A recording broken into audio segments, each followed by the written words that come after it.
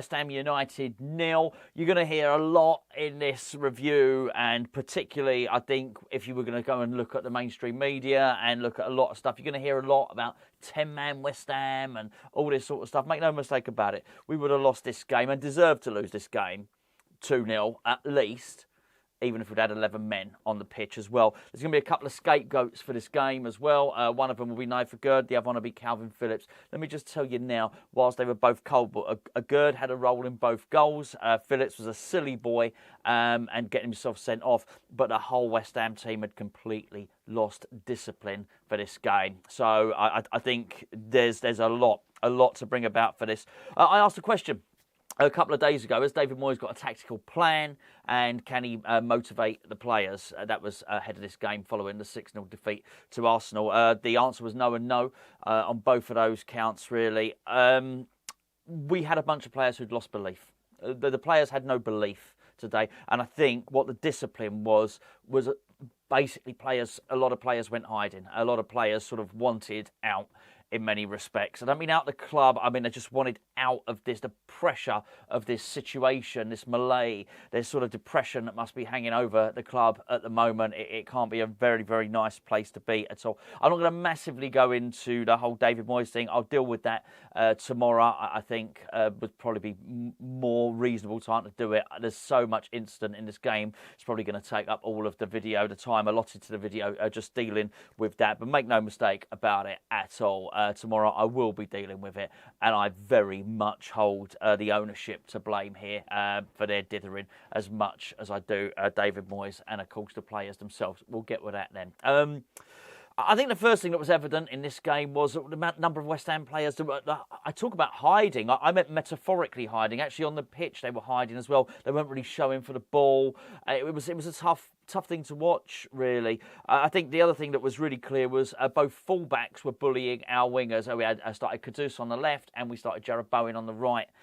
Nico Williams gave, I think, arguably Kudus's toughest game in the Premier League so far, and it's Nico Williams. I mean, I really struggle to do these videos without bringing the bigger connotations, but I mentioned that Kudus last week was starting to look like he'd been a bit fornoused. Yeah, I'll sort of stick with that, or Moyes, or whatever you want to call it. This appears to be happening now. Why either fullback, why either winger wasn't switched in the first half, I do not know. Despite both Bowen and Kudus struggling, they both stayed stuck on their wings, basically. Was the guy in the left-back, Taiwo, is that his name? Quite possibly. Look, I was going to say they were bullied. Our two wingers were bullied. The whole team was bullied. The whole team was out-muscled. It's almost as if Bristol City provided a blueprint. I said it at the time. Everyone's had a look, and this is the way to do it. And we've got a lot of players sort of shrinking into their shells, really, on this one. And maybe, just maybe, the fact that Phillips decided to fight back a bit.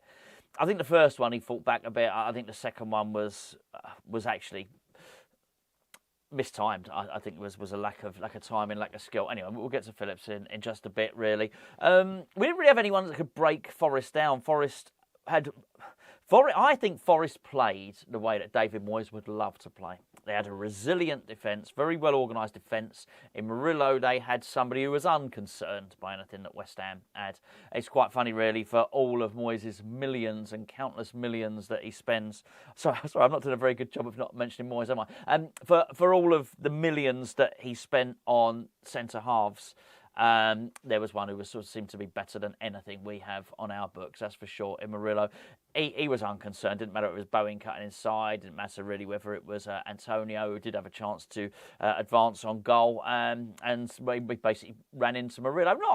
Not physically actually ran into Murillo, but I mean it was just, it was easily dispossessed, basically. A very well-timed tackle. What Antonio was wanting to do was very telegraphed. But they were very much playing in the way that Moyes would like us to play. Quick on the counter, good width, strong centre forwards, and a resilient defence. We had no answer. There's nobody there. It was so clear that we lacked an attacking midfielder to try and break down this team. We just didn't have one at all. And for that reason, we just could not find a way through. We didn't really have that many clear-cut chances. Possibly Antonio's one, but he still had one more defender to get through. Kalvin Phillips, funny, I've had a chance. It was sort of set up by Bowen, who'd sort of rolled it across goal. It was a tame shot by Phillips, really. But, I mean, certainly looking at the way that Forest scored their first goal with Awoniyi, that's the guy's name, the way he scored that was basically the ball was played into him and he rolled knife for gird. Basically, knife for gird's behind him, so was the goal. Rolled him, turned, little burst of pace, finished it. Well, it was a good goal, by the way. It was a good goal from a centre forward's point of view. I was sort of looking at it when that happened and thought, well, you know what, maybe, just maybe, Antonio could do that, but we're never set. We never have players set in that position. We never have the players aren't in the West Ham team to feed Antonio the ball. We just, whilst Moyes might admire the way that Forest play, Moyes is incapable of playing like that. It's anyway. Sorry, it's very, very frustrating, and I desperately want to. I desperately want to talk about something else, but I need to talk about the game, and we'll have to deal with the other thing. But yeah, I feel another rant coming on, certainly. Anyway, so yeah, they scored. that was at half time. Yeah, a Gerd out-muscled. We were out-muscled all over the pitch, to be fair. We were completely and utterly bullied. Look, second half, they just came at us. Areola had to make another save. I say another save. I've not spoken about any of his saves. He was a busy boy. I could sit here. I've got it written down somewhere. I could sit here telling you about all of his saves. Lots. Let's just say Areola made lots of saves, and Areola was the West Ham man in the match. Let's sort of leave it there, shall we? So Forest started off really fast. Obviously, it had a sort of rousing half-time team talk.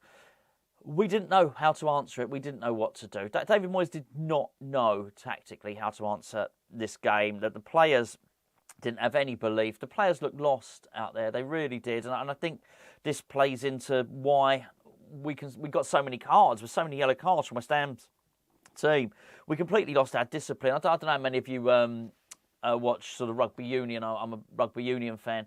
And it's always a telltale sign when you're conceding a lot of penalties.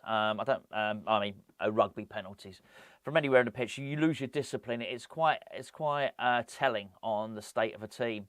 And West Ham's discipline was absolutely awful. And I thought that Nottingham Forest played the referee really, really well. I didn't think the referee was very good. I'm not blaming him for our loss. I think we lose anyway, irrespective of the referee. I think what really highlighted it and what possibly pushed us over to the edge in terms of our discipline was there was an incident when, I can't even remember who was pushed over. It might have been Antonio. Someone was pushed over. It might have been Bowen. Well, somebody was pushed over on the wing, and they did nothing. The linesman did nothing. He was literally shoved and pushed over. I think it was Kudus actually, and he kicked the ball out. And we got nothing. I think that was the last straw that broke the camel's back. I think there was a certain element of us trying to take the law into our own hands, but he was booking everyone. I mean, he booked Nuno, he booked a number of Forest players as well. I just think he was just was he a biased referee? No. Was he a bad referee? Yes. But I don't think it impacted the outcome.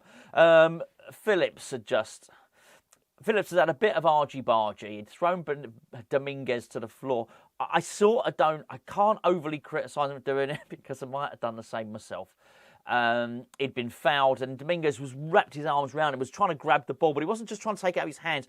Phillips sort of doubled over, and Phillips was clutching the ball and was almost in fetal position clutching the ball, and he was manhandled to get the ball off him. In the end, Phillips basically manhandled him back, pushed him. The guy took a theatric tumble to the ground. The referee booked both of them. That's where Phillips' first yellow card came from. And then the second one was when they were on a counter-attack. I don't know whether it's a professional foul. I don't think Phillips' second foul was a professional one. I think he just mistimed it. Gibbs White was on the break. Gibbs White was... Look, what can I say? Gibbs White was one of the many reasons why Forest won the game. But I think Forest probably had the four best players, at least the four best players on the pitch today. Probably more. And that's why they won the game. Gibbs White was certainly one of them. And, he was just too fast, too skillful for Phillips. Phillips got his second yellow card, and... I feel sorry for him, actually, because I know how these things go. And I can almost see how this is going to be spun in the press. I can see it. As I'm recording this video now, it's straight after the game. I'm imagining David Moyes in that press conference saying, "Yeah, well, it's really hard to win a game after you go down to 10 men. It will be a BS version of what actually happened." Phillips was not good today. Phillips made a mistake, well, two mistakes at least, and I'm just sort of mindful that he doesn't turn out to be the scapegoat and the total villain of the piece, because there's a lot more at play here today.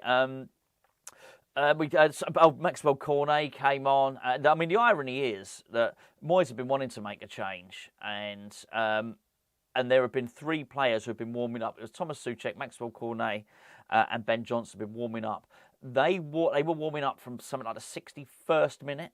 I remember the commentator saying about it. If David Moyes hadn't taken his obligatory, it wasn't even 10 minutes, more than 10 minutes, to make the substitution and get Phillips off, particularly once he'd been carded, then that would not have happened. I'm not saying we'd have won, but Phillips wouldn't have got the second card. He didn't. He took so long. Anyway, so he had to, eventually did bring Cornet on, did bring Johnson. Nobody brought all of those on. But by this time it was, look, the game was gone. Cornet's first act in the game was a ball had come over Ward-Prowse, sort of long, deep free kick. He basically set himself, Cornet, to hit it with a left foot volley. He was about, 6 yards out from goal. He completely miskicked it. And then shortly afterwards, he brought down Nico Williams for a penalty. It probably should have been a penalty, if I'm being honest. They didn't give it, and I thought we got away with one there. It didn't take long before Forest were going to score their second. There'd been a reshuffle, basically, because we were a player down. By this point, a Gerd had gone out onto the left wing, onto left back, should I say. He was caught in no man's land, didn't know whether to be at centre-back or left-back. Actually, when we were attacking, a Gerd wasn't bad as a left-back. No, I should probably just say that, but he is responsible for both goals. But again, to pin it on one man would be wrong on this one. I think that it was so bad today, and I think there's a general overview that, as I say, the tactics were poor. The player, everybody had lost belief. Apart from Areola, nobody played well today. But basically, he got done by Nico Williams, who must have had the game of his life, actually. And then the ball came over. It was a bit scrappy in the box. I think sort of ricocheted off of Ben Johnson's calf. I'd have to see it again. Fell to Callum Hudson-Odoi, who scored, who finished smartly, and that was 2-0. And a well-deserved 2-0, by the way. No complaints on the scoreline whatsoever. I'm going to leave it there, because it's so easy now to launch into rants about David Moyes and rants about the ownership and the board, and I've already seen something which seems to have been clipped and mentioned from the board about how they're going to decide on David Moyes, and I'm already really, really unhappy about it. And I think there's too much pressure on a lot of the wrong people here, and not enough certainly on the ownership. There's a lot of people getting away with one at the moment as we continue to slip down the league, and I'm a little bit annoyed that certainly the hierarchy at the club can't see quite how depressed the fan base is, quite how depressed and obviously I don't speak for everyone. I do not speak for everyone. Don't claim to. That there are a number of fans who would like to keep David Moyes and have absolute faith that he's going to turn it around, and I've got every respect for that, and I wouldn't even want them to think that I was even going to begin to speak for them. But even David Moyes' staunchest allies and defenders must at least concede that there is a melee and that there is a depression around the club at the moment in the fan base. That, in terms of the players did not look motivated. The players did not look like they were tactically clued up, and the players were not up for the fight today. They were very, very easily bullied, and I think anybody can see that. I say anybody can see that. I don't think the ownership are seeing these things at all.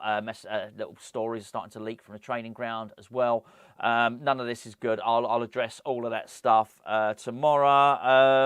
What a terrible first 3 o'clock Saturday kickoff for a little while, isn't it? And they know how to ruin your weekends sometimes, West Ham, don't they? So anyway, hopefully we can all put it to one side. Enjoy the rest of our weekends. I'll catch up with you tomorrow.